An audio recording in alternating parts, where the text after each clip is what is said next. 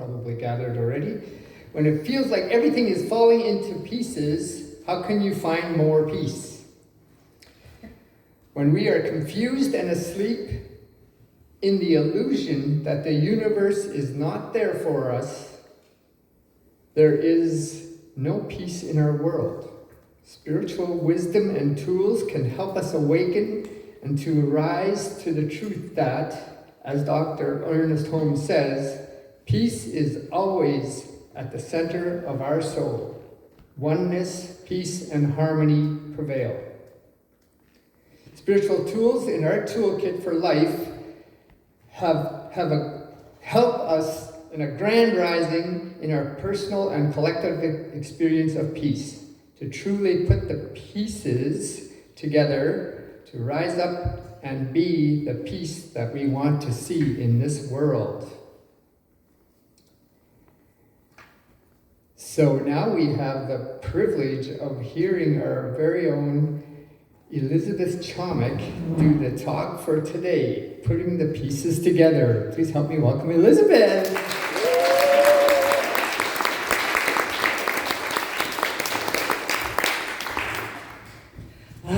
Thank you. Look at all you beautiful people. I'm actually going to do what Steph does and move this microphone and hold it.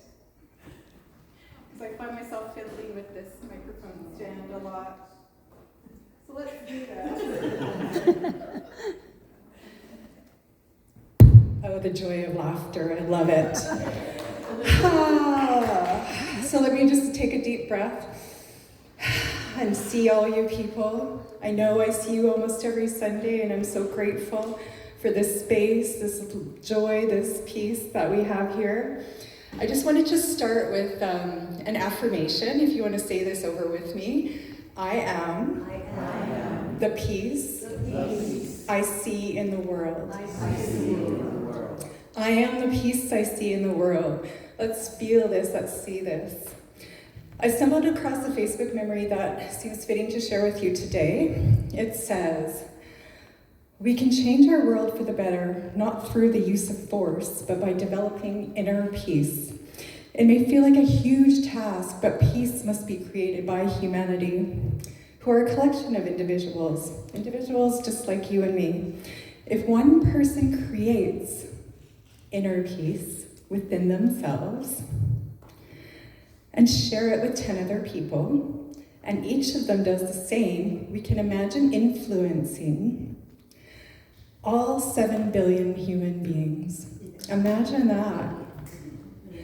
We are the ones we have been waiting for, not anyone else. When we consciously choose peace, peace will manifest in our personal lives and in the world. I'm so grateful to be here today. I just want to say that. I just want to keep saying that because I am. So this past month, we have explored inner peace, peace with others, peace in community, and world peace. Today, we are going to put all the pieces of peace together. To explore the question, what is mine to do? What is mine to do? Just say that to yourself. What is mine to do? To have a grand rising and reveal peace on earth now. This is a long one, but I found a definition of peace in the Science of Mind textbook. So bear with me in reading this. An inner calm so complete that nothing can disturb it. The peace which only comes from the knowledge that it is all. Fathomless peace is meant by the Spirit, by the peace of the Spirit. This is the peace to which Jesus referred when he said, "Peace I leave unto you, peace I leave with you."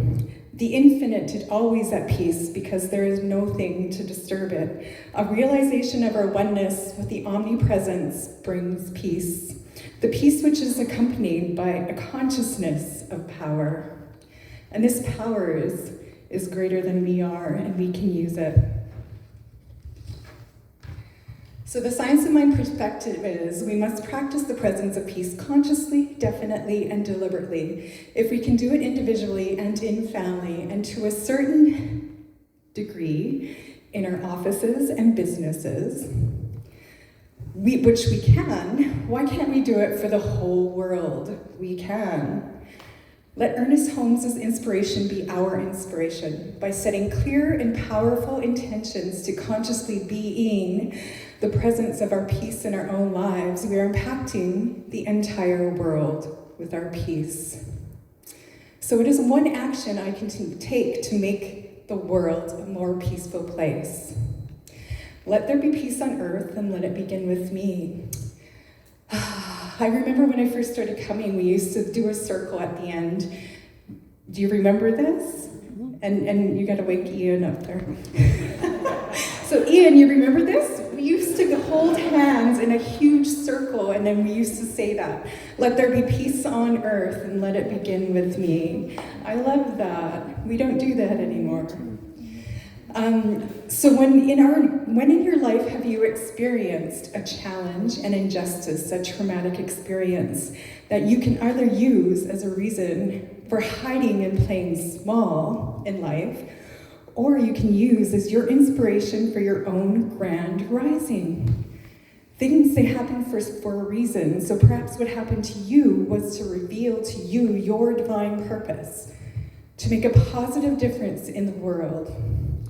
So someone else does not have to go through what you did. Be a change maker. I'm going to tell you that my life has not been easy. I've gone through challenges, and I've spent the last 20 years on my spiritual journey. And so I feel this love and this peace and this joy deep within my heart, but I had to work to do it. And so that I can do this for you, so that I can share this with the world and with you. Be a change maker. Everything that each of us can do to make the world a better place lifts up the consciousness as a whole, revealing peace on earth now. Dr. Ernest Holmes said, "There is a power for good in the universe, greater than you are, and you can use it. If when you think about your purpose and it feels too big, impossible, yet you feel this strong inner calling, go within. Go within, tune into the infinite, tune into the I am possible, and co-create with Spirit to guide, help, and support the manifestation of your purpose. With God, all things are possible." I still do this, but I know God is within me. There is a quote I wanted to share by John Klein. John Klein is a French author, a spiritual teacher, and a philosopher of non-dualism. He states, "We are completely unaware of our true nature because we identify ourselves with our body, our emotions, and our thoughts, thus losing sight of our unchanging center, which is pure consciousness. When we return to our true nature, our thoughts and perceptions no longer appear as modifications of a single substance. They come together into being and subside like waves of the ocean." As Reverend Tammy stated last week, we are a drop in the ocean. The whole ocean is inside of us, but we are not the whole ocean. Forgot to say hi to you on Zoomers, sorry. So the whole ocean is inside of us, and if you see the ocean as peace, we are peace. The ocean is always peace, and so we were always peace. Just connect with the whole ocean. Mahatma Gandhi said, "Be the change you wish to see in the world." Be peace. I'm going to be sharing now some of Ernest Holmes' talk from July 1955 issue of Science of Mind magazine. I love Ernest Holmes. This is why I'm here. We would all want world peace. We could all view the world with intelligence. The structure of our whole philosophy is based on two things. One, the universe is law and order, and two, the universe as divine presence. The one with which we may communicate, the other we may use. I believe God is the only presence there is, infinite, intimate, and personal to each one of us, present with each one of us and in each one of us as we are. Our word goes out as law. transcends the past, no matter what happened. God, universe, creator, source, whatever you may call it, is like what nature is like, what life is like. No matter how long we were unhappy, we light the lamp of happiness. We shall find the wick of our joy goes deep into self, deep into self. As Wes said, the love goes deeper, deep into self. So the lamp goes deep into self.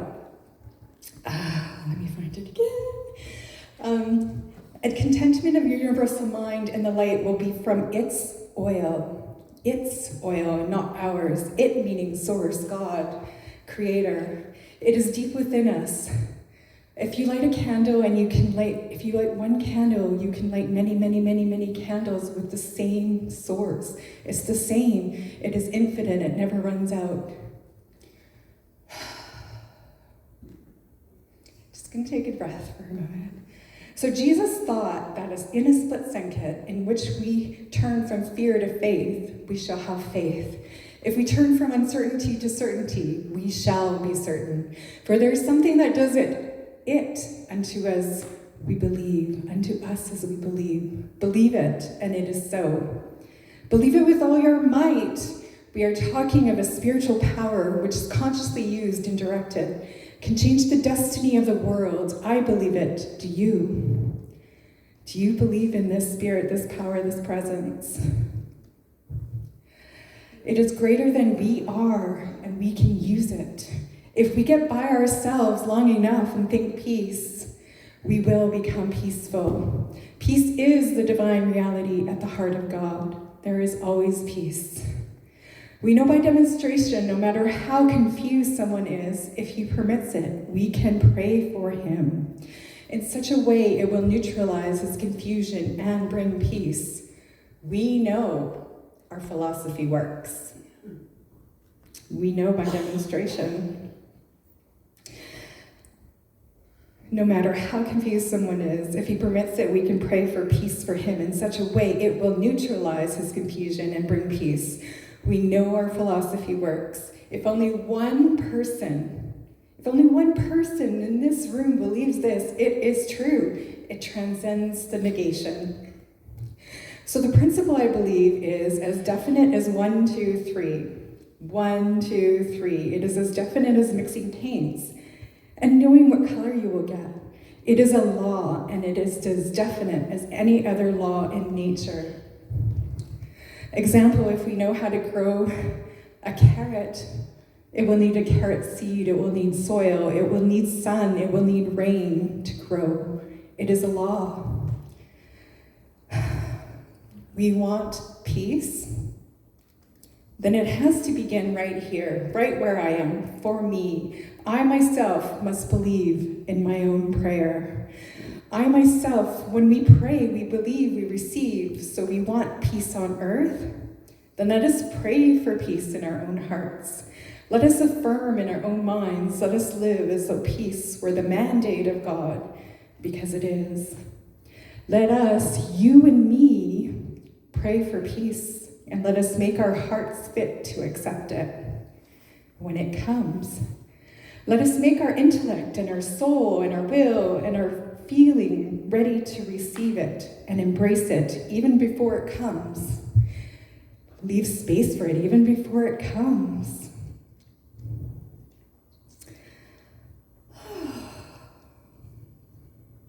When it comes, let us make our intellect and our soul and our will and our feeling ready to receive it and embrace it.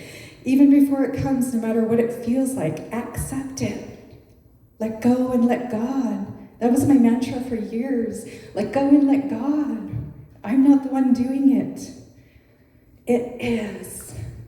Let us, in the stillness of our own soul, go back to the ineffable presence, which is peace, and proclaim it in the midst of confusion. That peace, which is the power at the heart of God.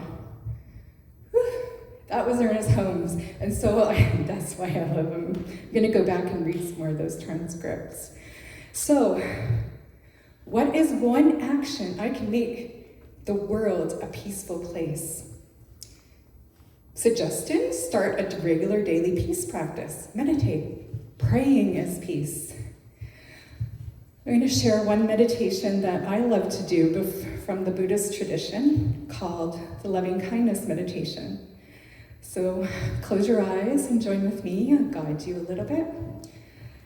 These usually last about 20 minutes, but I'm going to do only about 2 minutes. I went last Saturday to the Buddhist meditation retreat again, and we did like 6 meditations. I was so blissed out after that.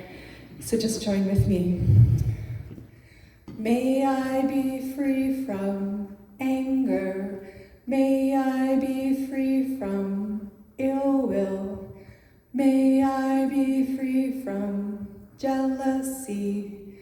May I be free from mental suffering. May I be free from physical suffering. May I live in peace. May I live happily. May all beings live, may all beings be free from anger, be free from ill will, be free from jealousy, be free from mental suffering, be free from physical suffering. May all beings live in peace, live happily, live happily, live happily. Imagine all these Buddhist monks praying for peace around the world.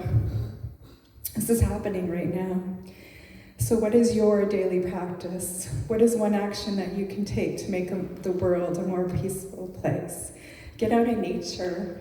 When I was a child, I used to be the first one up in my household, and I used to just go out and explore by myself and, make mud pies and go find the water. And now that's one of my favorite things to do now as an adult, is to go out and hike and find a body of water. Last year I went and did the Ontario Trail with my friend Nikki, 60 kilometers of walking through forest. And it was so, spirit talks to you in the trees, in the forest, in the water. It's so healing. So we as a center, we do a peace meditation on December 31st, noon Greenwich time. The World Healing Peace Meditation, we join more than 500 million people from an array of faith traditions and philosophies across 7 continents, meditating simultaneously. And so we do that. I did it this past December, and it was amazing. Thick Nhat Hanh said, every breath we make, every step we make, I'll be watching you. No, I'm just kidding. Every breath we take, every step we make can be filled with peace, joy, and serenity. We are truly the ones we have been waiting for. Let us see the world through the eyes of peace, love, compassion, and kindness, and watch the transformation take place in our own lives individually and the world collectively now. Ernest Holmes' philosophy insisted and demonstrated proof that we can know peace of mind, health, abundance, and growth in spiritual understanding by turning with an already believing faith to the power within. The divine I am, the light that lighteth every person who cometh into the world. A shining path awaits each of us, Ernest said, and those who seek will find it. Be earnest, as earnest as Ernest Holmes. You're seeking power. Let's say this again now. I am the peace I see in the world. I am the peace I see in the world. One more time. I am the peace I see in the world. One more. And so, I hope you believe this. I am the peace I see in the world. In conclusion, May each of us have the courage and take the time to ask the God within our inner wisdom, what is mine to do? What is mine to do to reveal peace on earth? And listen. Every action and intention to reveal peace makes a positive difference. Thank you for setting the intentions for a grand rising by adding your piece of peace in the world. Together we may rise and are truly creating a world that works for everyone. Namaste. Namaste.